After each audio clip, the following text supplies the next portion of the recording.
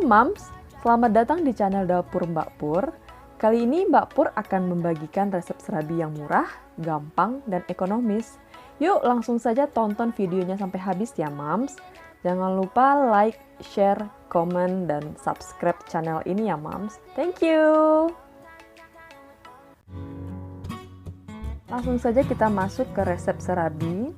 Yang pertama ada 500 gram tepung terigu.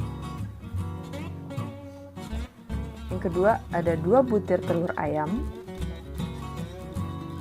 Yang ketiga ada 1 sendok teh garam halus. Yang keempat ada 4 gelas air putih. Yang kelima ada saringan dan wadah. Dan yang keenam ada mixer. Dan untuk resep dari kuahnya sendiri ada 200 gram gula jawa yang sudah dihaluskan. Lalunya ada 1/4 pati santan dan setengah kilogram santan biasa. Dan yang selanjutnya 1 sendok makan tepung maizena. Selanjutnya ada 1 sendok teh garam halus. Dan yang terakhir ada 2 lembar daun pandan. Langsung saja.